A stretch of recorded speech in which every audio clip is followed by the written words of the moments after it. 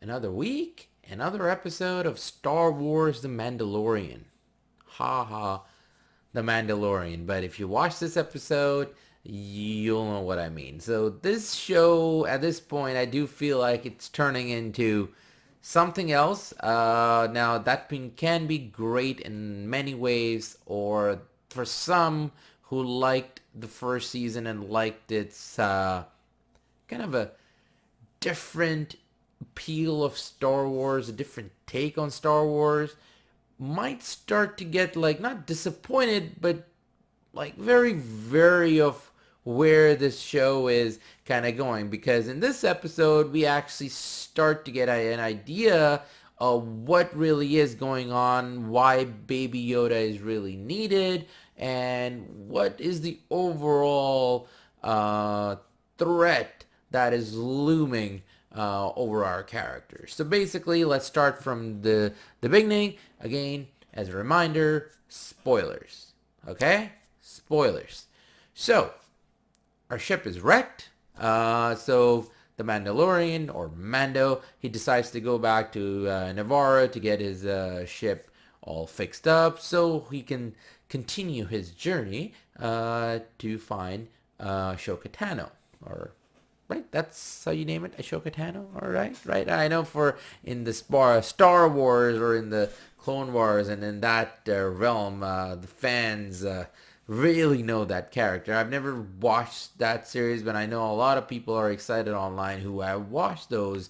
That the live rendition of Ashoka Tano is like on its way, hopefully. So basically, he stops by. He meets up with his older allies, or allies from season one where he left off, and again it's gets into that same routine where he has to be on his way, but you gotta do something for someone. So it's the same kind of thing, but at least in this episode you see the original allies, or the trilogy, or whatever you want to call it, from season one. So it's good to see those characters back.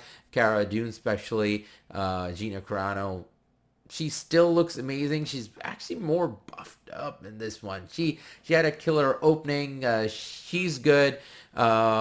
And yeah, then basically the idea is that there is an Imperial base. It's the last base. The town is actually flourishing. There's a lot of people. There's a market. There's actually school, children studying. So this last Imperial base, if they're able to get that shut down, get rid of it, Navarro is finally going to be basically free of any Imperial involvement, and it's going to be like the hub for that sector, and it can really help that planet. So with Mando's help, obviously Mando decides to help them.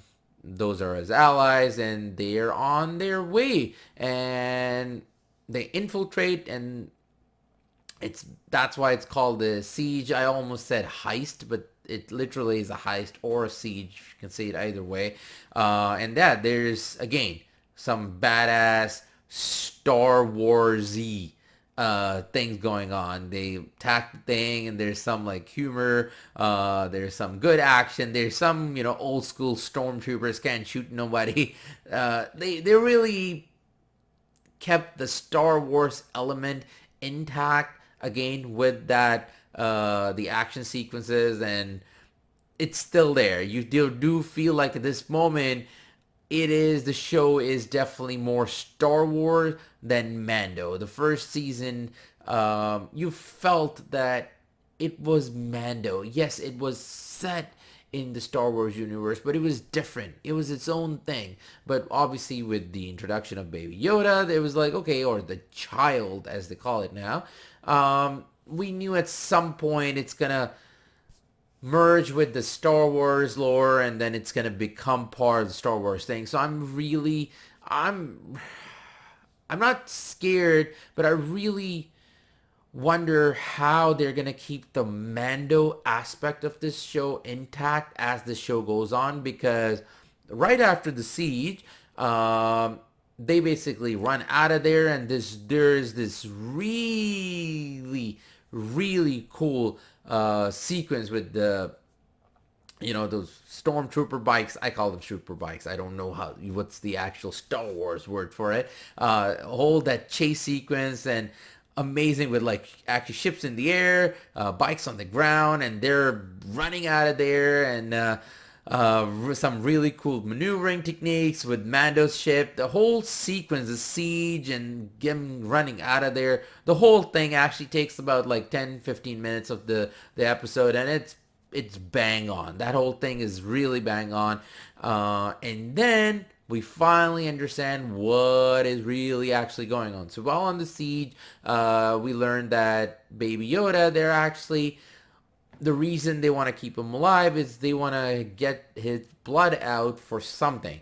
And at the end of the episode, we see Moff again, and we see these things in the back. And there's something I don't know myself. I actually don't have an actual idea, but they seem some kind of soldiers. So my idea is that they want to use that blood to create those. So maybe some like clonish Jedis or some troopers that have that, like those Jedi powers mixed, so it can be like a dual personality kind of soldiers. So again, in the Star Wars, like people who have read all books and know every single planet and every single trooper that exists might know exactly what they are. But in my mind, because I don't know the extended lore. In my mind, I'm thinking that they're probably going to be using that blood to create a trooper, a stormtrooper, or whatever, dark trooper, whatever you want to call it, but with also the accessibility or powers of a Jedi combined, or whatever Baby Yoda has, or the child, if you want to call it.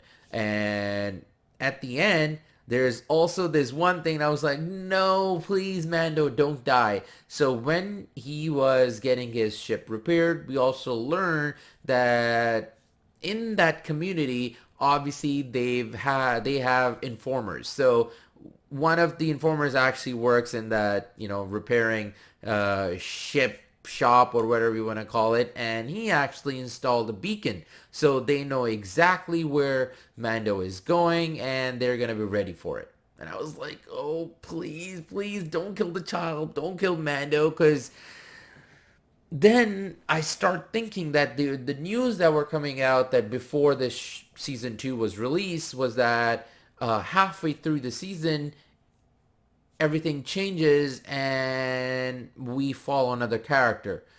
And so at the end of this episode, it really worries me where it's going to go. And I'm not saying that the episode was bad, but the way things are going, it, as I said at the start, the more and more it feels less as a Mando or Mandalorian show, and it feels more as a Star Wars show. The thing about season 1 was that everything was about Mandalorian and that lore, and we were starting to learn their ways, and then we saw their community, their people, and how they do things.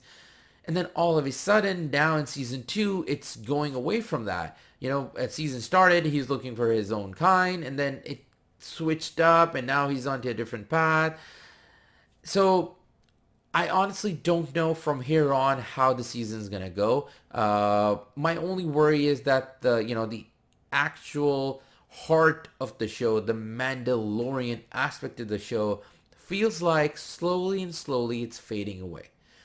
Now, for some, that's great because now it's all part of Star Wars. We knew it was going to happen eventually, especially after, as I said, seeing Baby Yoda. But it does feel like maybe this show should have been its own thing.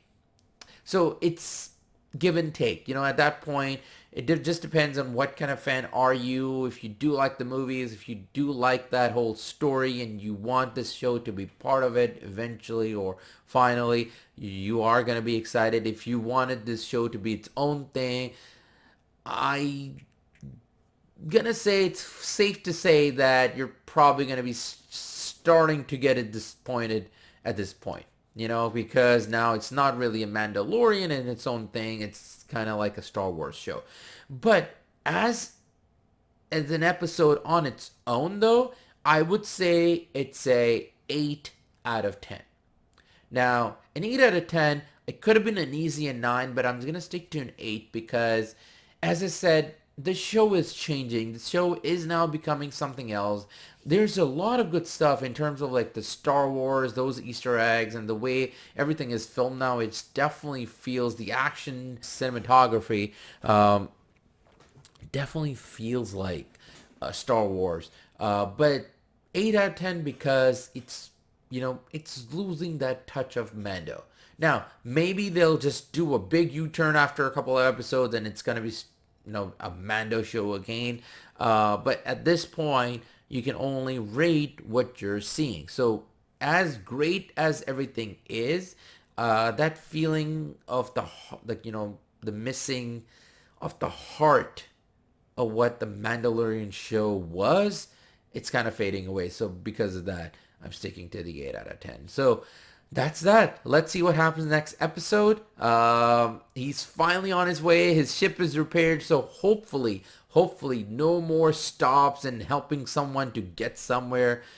Please, God, no. Please, just get to where you need to be. Deliver the child so we can see finally something come out of this whole story, because at some point it does gonna get tired if he has to stop everywhere and give somebody help to get a small hint and then he's on his way again. So let's see what happens next episode. I'm excited. I do think as a whole, this series it's in full swing right now. Like, it's throwing stuff at you. A few elements are redundant and they're repetitive, with every time he's trying to save someone, to get some information out of someone. That thing has to change going on. In my opinion, even with if season 2 is like that, at least with season 3, and I know it's happening, change that concept, make it more different. I don't want it to be the monster of the week thing. Okay, and in this case, who's you're gonna save this week to get information out of him? So that's my opinion. I know I'm a bit harsh on that angle, but I still think the episode is great. Just those few elements are starting to worry me. Again, I love Star Wars, but the speciality of this or not this episode, this show, was that it was kind of unique on its own. So where it ends up, let's wait and see. So, have you watched this episode? What do you think where the show is going? Do you think it's going in the right direction? Are you worried? Are you not worried? Let me know. Give me the reasons in the comment below. And yeah, I want to say thank you for watching at this point. Thank you for all the support. Please remember to share or not share, dislike or like. And yeah, I want to say thank you from the bottom of my heart. Thanks for all the support. Take care, and I will catch you all soon. So until then, ta-ta.